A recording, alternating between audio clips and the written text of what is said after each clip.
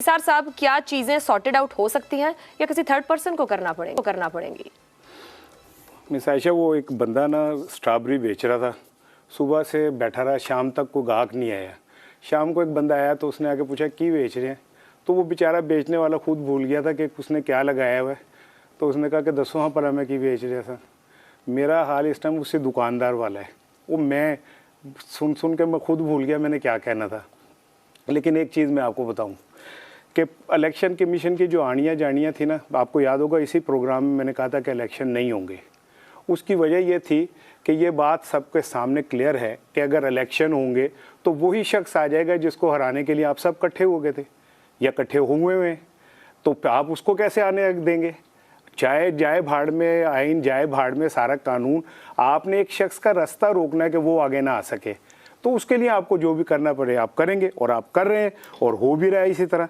देखिए ना, अदालत का हुक्म इमरान खान ना माने तो उसके ऊपर कंटेम्प्ट भी लग जाती है, वारंट भी आ जाते हैं। और अगर आप सुप्रीम कोर्ट का हुक्म ना माने तो खैर है, सत्यम हो जाए, कोई मसला ही नहीं है। आप वो कह देंगे जी हम नहीं मानते सुप्रीम कोर्ट को, हमारे बंदे बीच में 5 शामिल करेंगे तो बैलेंस होगा या नहीं होगा। रही जमहूरियत की बात, तो कौन सा उसका माजी इतना ताबनाक था या हाल बड़ा शानदार है जो मुस्तकबिल मखदूश होगा। हम तो जमहूरियत को एक फुटबॉल की तरह रखते हैं, जो ताकतवर होता है उसका ठुड्डा लगता है, वो उसको जमहूरियत को किक मार के कहीं और फेंक देता है। अब भी जो सूरत हाल है इसमें आप ये देख लें कि बात सुप्रीम कोर्ट में ही जानी है ना। सबसे बड़ा आखिरी इदारा प्लेटफॉर्म तो वही है जिसने फैसला करना है। उसको आप पहले ही प्लान करके कंट्रोवर्शियल बना चुके हैं, ऑडियोज जारी करके, वीडियोस करके, पार्लियामेंट का मुश्तरका इजलास बुला के। आप इलेक्शन से ऐसे भाग रहे हैं जैसे कां गुलेले से भागता है ना, उस तरह आप दौड़ लगा रहे हैं। भाई आप अगर सियासतदान हैं, आप जमहूरियत पसंद हैं, तो आप मैदान में इलेक्शन कराएं, दूध का दूध पानी का पानी करें। जिसको अवाम समझती है कि उसे आगे आना चाहिए उसे आगे ना आने दें। लेकिन कल मैं मौलाना फजल रहमान साहब का एक वीडियो क्लिप देख रहा था जिसमें वो कह इमरान को मुखातिब करके उन्होंने कहा कि हमने तुमसे जो हुकूमत लिया वो बाकी वक्त भी हम गुजारेंगे, और तुम कौन होते हैं इलेक्शन का फैसला करने वाले, ये हम करेंगे कि इलेक्शन कब होना है। अगर लोगों की ख्वाहिशात और लोगों की मर्जी और सियासतदानों की मर्जी से जमहूरियत ने चलना है तो ऐसी जमहूरियत का तो आप बंद करके फेंक दें। बंदा वैसे ही भूखे मर रहे हैं, लोगों को खाने को नहीं मिल रहा। ये कि जमहूरियत के नाम पे जो हमारे साथ मजाक कर रहे हैं वो ना करें, बड़ी मेहरबानी। बहुत बड़ा जमहूरियत से हमारे सर पे जो ताज अवाम के 23 करोड़ के सर पे रख दिया ना, वो ना रखें आप। जी अफसार साहब, आप कुछ कहना चाह रहे थे?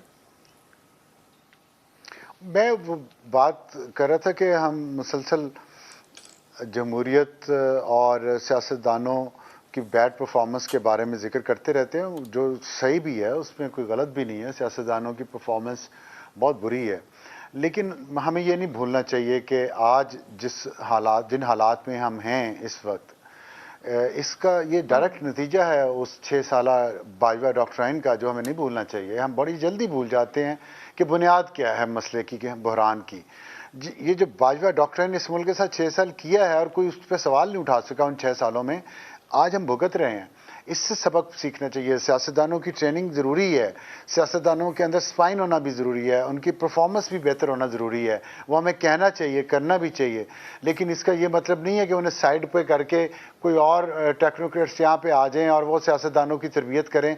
तो फिर जो असल बुनियादी मसला था, अब सर पता है कलामी की माजरत सर, अगर वो बाजवा डॉक्ट्राइन थी भी तो तब भी तो इस मुल्क के कुछ मुंतखब लोगों और सियासतदान उसका हिस्सा बने।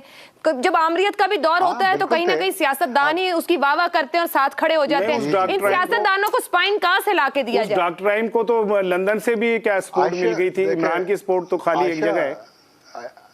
जी आप एक सवाल दोनों में से पूछ लेना, अगर आप भी होस्ट हैं, अगर आप ही होस्ट हैं तो फिर मैं किसका जवाब दूं? नहीं आगे बीच में सर बोल लेते हैं तो हमें भी हक दे दें। सियासतदान हिस्सा बनते हैं, इसमें कोई शक नहीं है कि हर डॉक्ट्राइन का हिस्सा बनते हैं और स्पाइनलेस भी हैं सियासतदान। लेकिन बात है जिम्मेदारी ज़्यादा किसकी है, जिसके पास ताकत ज़्यादा है, ये जिसके अभी ये पंसोटा साहब कह रहे थे कि कोई और फिर थर्ड कुव्वत आ जाएगी, अदलिया बीच में आ जाएगी या कोई और आ जाएगी। तो ताकत का इस्तेमाल क्यों हो? जिसके पास ताकत है वो ताकत अंदरूनी इस्तेमाल के लिए नहीं थी, वो कश्मीर के लिए थी, जो हमने दे दिया कश्मीर मोदी को प्लेट में रख के वाशिंगटन जाके। वहाँ पर इस्तेमाल नहीं हुई ताकत, अंदर क्यों इस्तेमाल होती है? बाजवा साहब जिससे बात करते हैं एंकर को बुला के या कॉलम नवीस को बुला के, वो क्या बात करते हैं? वो सिर्फ एक बात करते हैं सियासत पे, या वो बात करते हैं मेरे पास फलाने की ऑडियो है, फलाने की वीडियो है। आपने जनरल बाजवा को कभी किसी एंकर ने बाहर आके लिखा है कि जनरल बाजवा ने जियो पॉलिटिक्स पे बात की, पाकिस्तान की मईशत पे बात की, उसने कश्मीर के इशू पे बात की? चस्के चस्के चस्के, ये बाजवा डॉक्ट्राइन थी सारी, उसने तबाह कर दिया इस मुल्क को। तो क्यों ना हम इस पे बात करें और क्यों ना उससे सवाल करें कि बाजवा डॉक्ट्राइन ने जो किया ये उसका नतीजा डायरेक्ट, और उसमें सियासतदान शामिल थे, सियासतदानों का भी कसूर है और उन सियासतदानों ने भुगता है, और उन सियासतदानों ने भुगता है। मेरी बात सुने, मेरी बात बिल्कुल ठीक। और सर बीइंग पाकिस्तानी नेशनल या एक अवाम होते हुए हम तो अपने मुंतखब नुमाइंदे कोई सवाल कर सकते हैं ना सर, उसी ने हमें ताकत देनी और अवाम ने अपने मुंतखब नुमाइंदों से। शहजाद साहब मैं आ रही हूँ जी, कहिए। मैं ये कह रहा हूँ कि एक बाजवा साहब के जो डॉक्ट्राइन के साथ जो उन्होंने इस मुल्क के साथ कर लिया, फिर उनको बात करने का तरीका नहीं आता, फिर वो बात करते हैं फलाने की वीडियो है और फलाने का ये है, ना वो मईशत पे बात करते हैं, ना वो किसी और चीज़ पे बात करते हैं, जियो पॉलिटिक्स पे नहीं करते, तो फिर वो इस काबिल हैं कि हम उनके बारे में वक्त ज़ाया करें? फिर मुझे बिल्कुल नहीं सर, आगे बढ़ते हैं। मेरे और अफसार साहब को तो उस पर वक्त ज़ाया करना चाहिए नहीं एक आदमी के पीछे, आगे बढ़ना चाहिए। वो तो एक हिस्ट्री। चले सर आगे बढ़ते हैं। मेरा तो सर बड़ा एक सिंपल सा सवाल था कि हम तो अपने मुंतखब लोगों को ही जिम्मेदार ठहरा सकते हैं जो हमसे वोट लेते हैं और पार्लियामान को मजबूत करना उनका काम है। ये मैंने कहा हुआ है एक वादा, एक बात मैं और ये बैठ के बाजवा डॉक्ट्रिन को डिस्कस करेंगे, अगर कोई डॉक्ट्रिन एग्जिस्ट भी करता है कि नहीं करता। नहीं, मैं ये बार-बार बात करना चाह रहे हैं। हाँ जी जी जी जी जी, हमारी भी जुबान है यार, हमें भी बात करने दिया करो। जी जी जी जी कहिए। अब मैं बोलूं, मैं ये कहना चाह रहा हूं कि शहजाद साहब की बात ठीक है कि बाजवा को डिस्कस क्यों कर रहा हूं मैं। बाजवा वाकई अनइम्पॉर्टेंट इंसान है, इसमें कोई शक नहीं है, लेकिन बदकिस्मती से वो इस मुल्क के आर्मी चीफ रहे 6 साल, और पाकिस्तान में आर्मी बहुत मजबूत है, उसके हर जगह उसकी जड़ें हैं, और उसके जो फैसले होते हैं वो हमारी सोसाइटी को और हमारी कौम को असरअंदाज करते हैं। 23 करोड़ अवाम ने सफ़र किया है बाजवा डॉक्ट्राइन की वजह से, और ये थी, इसके ऊपर पूरे सफ़े के आर्टिकल लिखे गए। जब बाजवा साहब आए, बुला के लोगों को बताते थे कि मेरे पास जो डॉक्ट्राइन है उससे मैं क्या करूंगा, ये हकीकत है। इससे जाने वालों को भी रुक जाना चाहिए, जो जाते हैं वो जो भी थे, जो जाते थे, सियासतदान थे, सहाफी थे, जो भी सपोर्ट कर रहे थे, जाहिर बात है सिविल सोसाइटी का बहुत बड़ा एक सेगमेंट था, उनको भी सोचना है। मुझे अगर आप लोग इजाजत दें तो अगले सेगमेंट की तरफ बढ़ते हैं। हो गया आज इस मुल्क के साथ जो लोग आज बैठे हुए हैं, बाजवा घर बैठा हुआ है, आज मुल्क के जो यहाँ लोग बैठे हैं, वजीर आजम साहब हैं, इलेक्शन कमीशन है, इनके साथ खिलवाड़ हो गया, सुप्रीम कोर्ट के ऑर्डर्स की उनको नलिफाई कर दिया गया।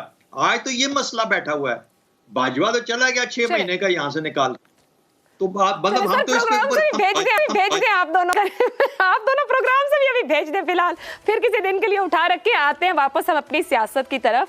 और हमारी सियासत में एक नए लफ्ज़ का इजाफा गुज़िश्ता कुछ सालों में हुआ जिसको नैरेटिव या बयानिया कहा जाता है। इमरान खान सिर्फ क्रिकेट ही नहीं बल्कि मुख्तलिफ बयानियाँ बनाकर उन्हें अवाम में बेचने और अपने यू टर्न के हवाले से भी काफ़ी शोहरत रखते हैं। वो दिन किसको याद नहीं जब भरे मजमे में कागज़ लहरा कर अमरीका पर बराह रास्त अपनी हुकूमत गिराने का भोंडा इल्ज़ाम लगाया। सिविल और अस्करी क़यादत ने बार बार तरदीद की, मगर इमरान खान ने 10 माह तक इस बयानिया को ऐसा पीटा कि अवाम यकीन करने लगे। मगर फिर खान साहब को समझ आई कि शायद अब सियासत ऐसे नहीं चलेगी, तो हंडिया बीच चौराहे फूटी और बरतानवी टीवी को इंटरव्यू देते हुए इमरान खान ने कहा कि अमरीकी साजिश का मामला खत्म हो चुका। नए शवाहिद के मुताबिक अमरीका ने उन्हें नहीं हटाया बल्कि ये साजिश मुल्क के अंदर से हुई है। फिर आसिफ जरदारी और मोहसिन नकवी से होते हुए ये इल्ज़ाम जनरल रिटायर्ड बाजवा पर लगा दिया, जिन्हें वो ना सिर्फ सबसे ज्यादा जमहूरियत पसंद जनरल कहते थे बल्कि उन्हें एक और एक्सटेंशन भी ऑफर कर चुके थे, जिसे डोनाल्ड ब्लूम पर साजिश का इल्ज़ाम लगाया, उसी से मुलाकातें की। आज तक अमरीकी महकमा खारजा इमरान खान के उस वक्त के बयानात की तरदीद करता आ रहा है।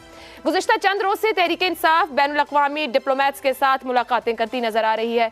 आज की ताज़ा खबर यह है कि पाकिस्तान तहरीक इंसाफ ने अमेरिका से ताल्लुकात बेहतर करने के लिए एक 6 माह पहले लॉबिंग फर्म हायर की गई थी और अभी एक और लॉबिंग फर्म हायर की गई है, और वो भी 6 माह के लिए हायर की गई है। उसे 8,000 से ज्यादा माहाना डॉलर जो है वो दिए जाएंगे। गुज़िश्ता साल अगस्त में भी PTI ने एक लॉबिंग फर्म की खिदमात ली थी। इंकिशाफ हुआ था, उस हवाले से तनकीद करते हुए साबिक सफीर हुसैन हक्कानी ने यह कहा था कि अंदरूने मुल्क बयानिया है कि अमरीका से हकीकी आज़ादी चाहिए, उधर अमरीका में लॉबिस्ट को डॉलर्स में अदायगियां जारी हैं। सेनेटर शेरी रहमान कहती हैं कि पाकिस्तान के अमरीका से ताल्लुकात दाव पर लगाकर ये अपनी तशहीर के लिए मुसलसल लॉबिंग कंपनी से खिदमात ले रहे हैं। इमरान खान को इस हवाले से कौम को वजाहत पेश करना होगी।